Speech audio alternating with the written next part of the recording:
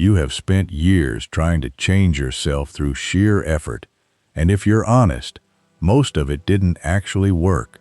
Not the way you hoped. More willpower, more rules, more gritted teeth resolutions that lasted 3 weeks and quietly dissolved back into the same old patterns. And underneath all of that effort, a question that rarely gets asked out loud. What if trying harder was never actually the mechanism for real change in the first place? Stay with me for the next 27 minutes, because I want to show you something almost nobody explains clearly. A completely different engine for transformation. One that doesn't run on effort at all. It runs on attention, on what you're actually looking at, day after day, without even realizing how much it's shaping you. You become what you behold, not what you force, not what you white-knuckle into existence through discipline alone. What you actually spend your attention on, slowly, becomes what you turn into. Today, 5 truths. Why beholding, actually looking, unhurried, at who Jesus is, produces change that effort alone never could. The specific mechanism behind that transformation, and why it's less like a to-do list and more like a mirror. Why real faith isn't manufactured through straining, but grows quietly out of what you've been looking at. A story from 2 ordinary travelers on a dusty road whose hearts burned before they even realized who was walking beside them. And finally, what all of this looks like on an actual Tuesday.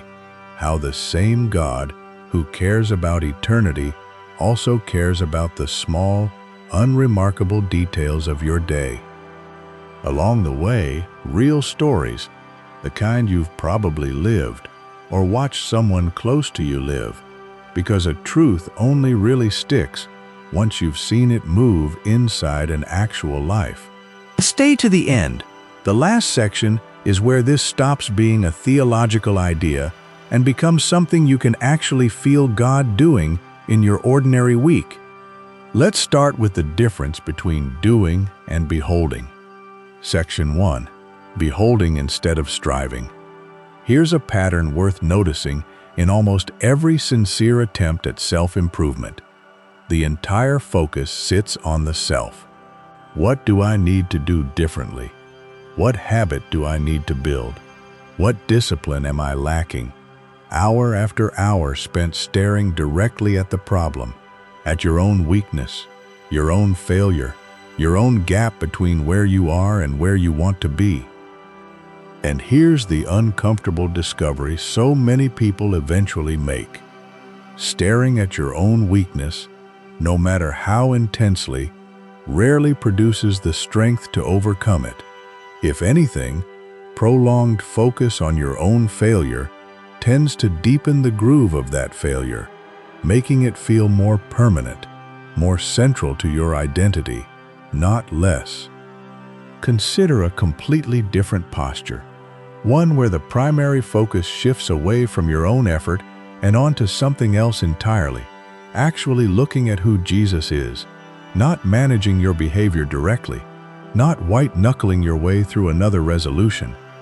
Simply beholding sustained, unhurried attention on His character, His love, His finished work, and trusting that something happens in that looking that never happens through sheer self-management. Here's an image worth holding on to. Imagine someone trying to get a suntan by staring directly at their own skin, willing it to change color through sheer concentration. No amount of effort applied that way produces a tan. What produces a tan is turning toward the sun and simply staying there, exposed, unhurried, letting the light do something that effort alone could never accomplish. The change isn't manufactured by the person, it's produced by proximity to the source. That's a very close picture of what beholding actually does. You don't manufacture your own transformation through relentless self-focus. You turn toward the actual source, Jesus Himself, and something happens in that sustained attention that direct effort was never capable of producing on its own. Here's a story worth sitting with. Picture someone who spent years in a pattern of harsh self-criticism, believing that if they just monitored their own flaws closely enough, cataloged every failure precisely enough, they'd eventually shame themselves into becoming a better person. And picture that same person discovering, almost by accident, what happens when the daily habit shifts.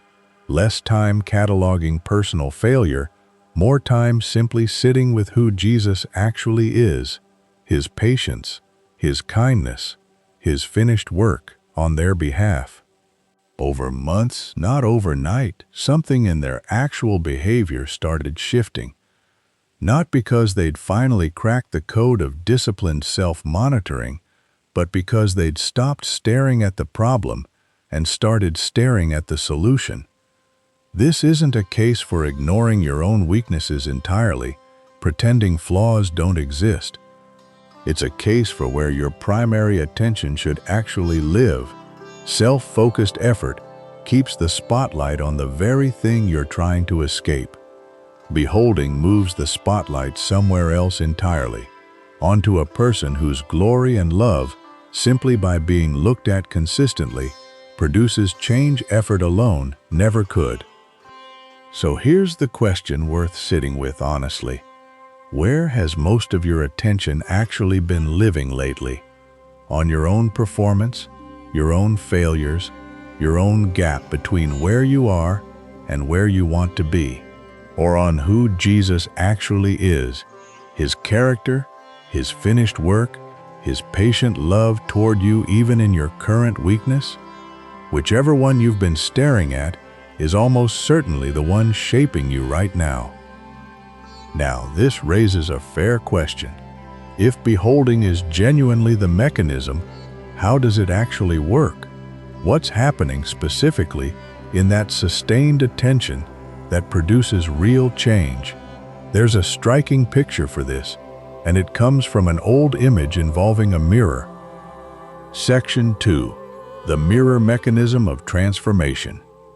Here's a picture worth sitting with slowly. Transformation is described as happening the way it happens when someone looks, unveiled, into a mirror that reflects the glory of the Lord, and in that beholding, being changed into the same image, from one degree of glory to another.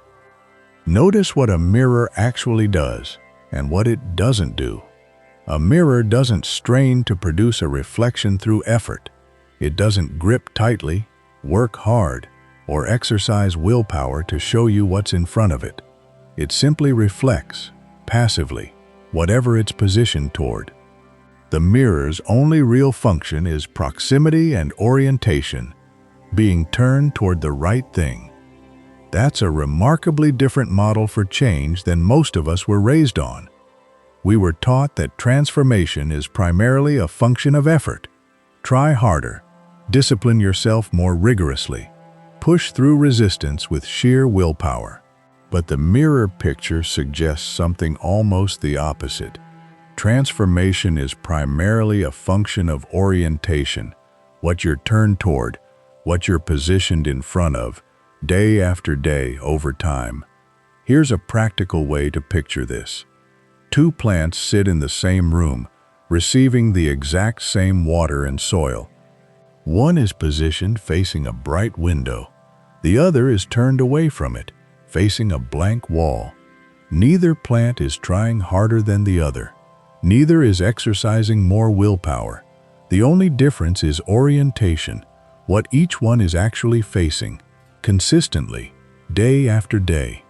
And over weeks, the difference in their growth becomes undeniable, entirely explained by orientation rather than effort. That's what beholding does over time. It's not a single dramatic moment of staring intensely and being instantly transformed. It's a slow, repeated, consistent orientation, turning your attention toward Jesus regularly, the way a plant stays turned toward its light source, and trusting that the actual growth happens as a byproduct of that consistent orientation. not as a direct product of forced effort. Here's the phrase worth sitting with specifically: from glory to glory, not from effort to effort. The progression described isn't a person working their way up through increasingly heroic acts of self-discipline. It's a gradual, almost passive unfolding, glory producing more glory, simply through continued exposure, continued beholding, continued orientation toward the source. This reframes what a genuinely transformed life is actually supposed to feel like day to day. Not constant, exhausting effort to force yourself into a better version of who you are. Something closer to consistently turning your attention toward Jesus, through His Word, through actual relationship, through sustained, unhurried focus on who He is, and trusting that the change, real and lasting, happens as a natural byproduct of that orientation, the way a plant simply grows toward whatever light it consistently faces. Section 3. Faith grows from looking, not straining. Now here's where this connects directly to something almost every sincere believer has struggled with at some point: the pressure to somehow manufacture stronger faith through sheer effort.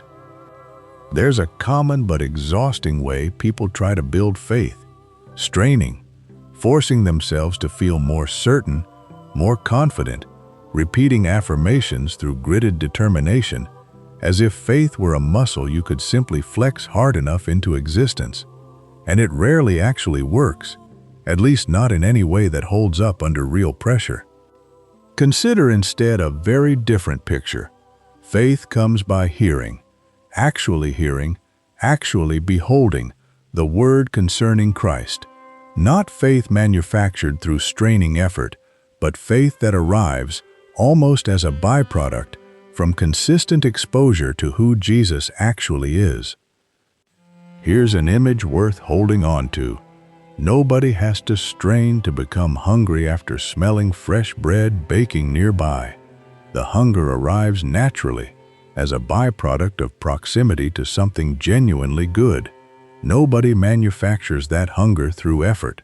It simply shows up, the way appetite always does when something genuinely appealing is close enough to actually notice.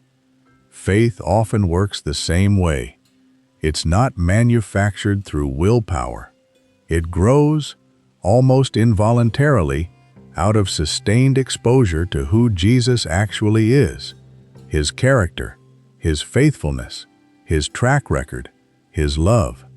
The more consistently a person actually looks at that, the more faith tends to grow, not because they forced it into existence, but because it arrived as a natural response to what they were actually looking at. Here's a story worth considering. Picture someone facing a genuinely frightening situation, trying desperately to talk themselves into feeling more faith through sheer repetition and effort, reciting confidence they don't actually feel, forcing a certainty that keeps slipping away the moment the pressure returns. And picture that same person instead spending real time simply beholding who God has actually been throughout their life and throughout Scripture, not trying to manufacture a feeling, just genuinely looking, remembering, paying attention to His character and His track record. Something shifts differently in that second approach, not because the circumstances changed, but because the actual object of attention changed, and faith, which grows out of beholding rather than straining, responded accordingly. So if your faith feels weak right now, here's a reframe worth trying. Instead of straining harder to manufacture confidence you don't feel, try shifting your attention instead toward who Jesus actually is, sustained and unhurried, the way you'd look at something you were genuinely curious about rather than something you were forcing yourself to stare at. Faith tends to grow there, quietly, as a natural response to what's actually being looked at. There's a striking story that captures everything we've covered so far, and it happens on an ordinary road with two ordinary travelers who had no idea, at first, who was actually walking beside them. Stay with me, because this story is where beholding stops being an abstract idea and becomes something you can actually picture happening to real people. Section 4. The Road to Emmaus, Hearts Burning Within. Picture two travelers walking a long, dusty road, deeply discouraged, discussing recent events that had shattered their hope completely. A stranger joins them along the way, walking the same road, asking questions, genuinely curious about their conversation. What follows is remarkable.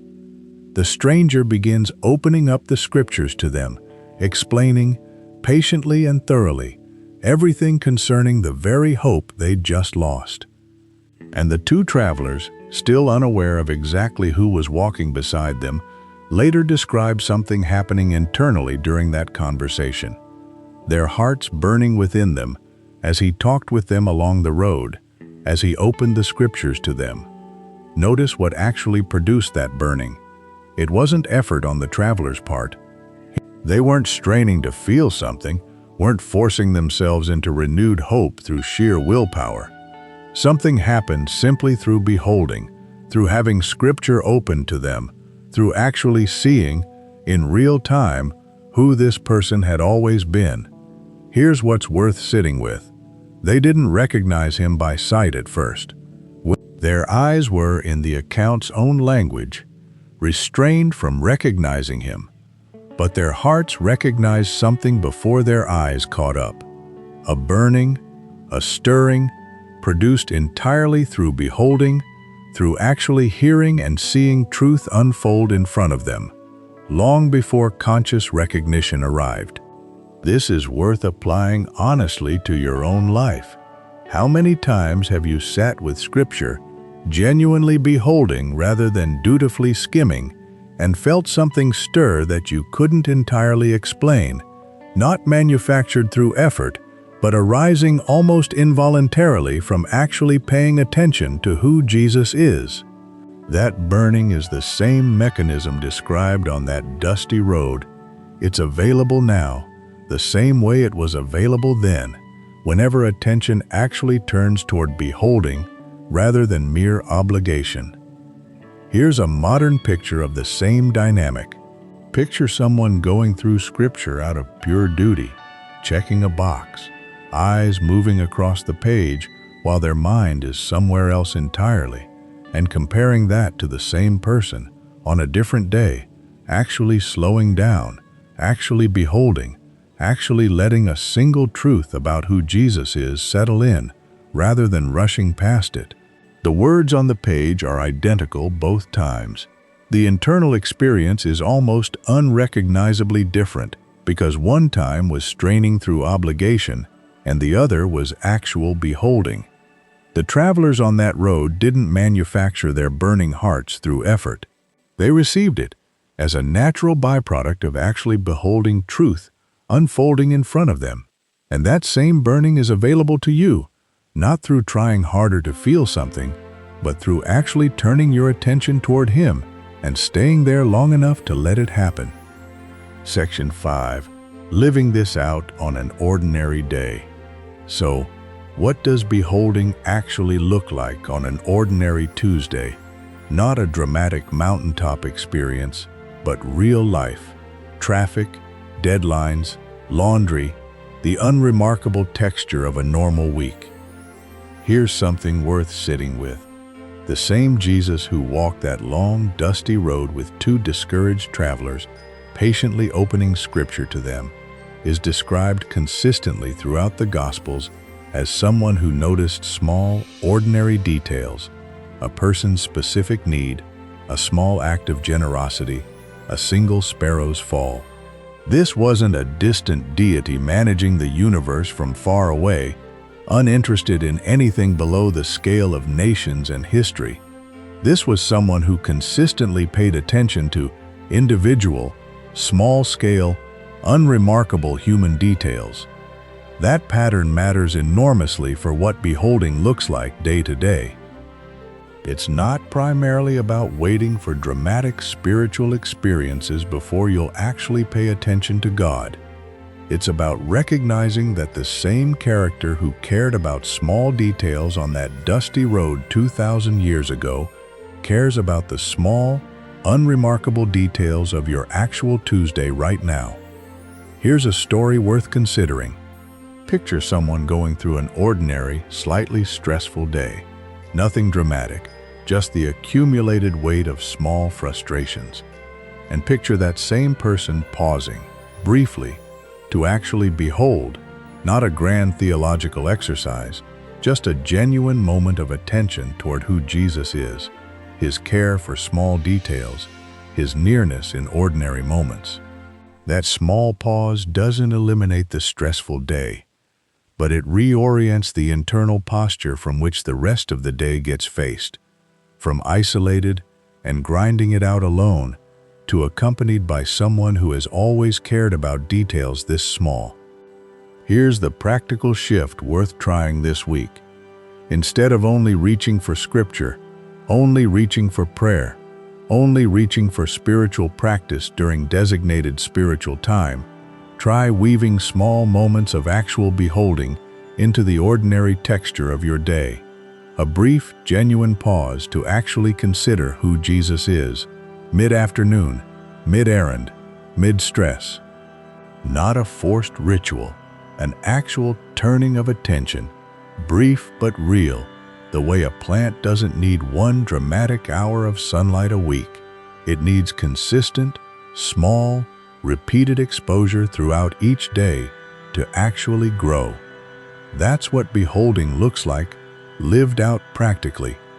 Not one grand spiritual effort per week, but small, repeated turnings of attention throughout an ordinary day, trusting that the transformation, like the plant, like the mirror, like the travelers on that road, happens gradually as a byproduct of consistent orientation, not as a product of occasional, dramatic effort.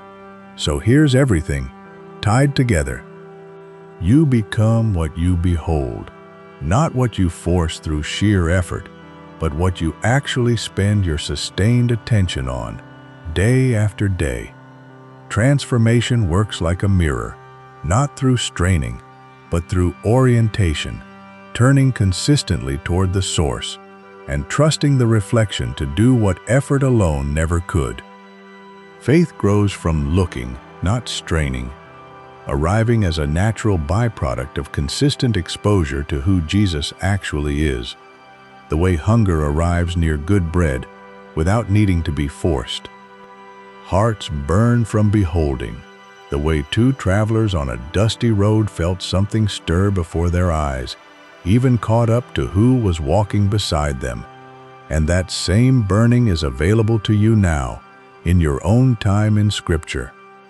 And all of it lives in the ordinary texture of an actual day, small, repeated turnings of attention towards someone who has always cared about the small, unremarkable details of your life. If even one of these 5 truths landed on something real in you today, tell me which one in the comments. I read every single one, and it genuinely shapes what we unpack next. If this helped you see something differently, send it to the one person you know who's been exhausting themselves trying to force change that was never meant to be forced.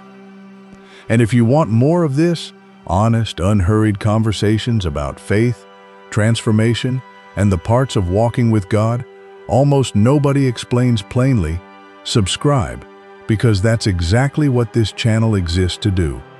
Until next time, stop staring at what you're trying to fix and start beholding who's already able to change it. You become what you're looking at. So look at Him,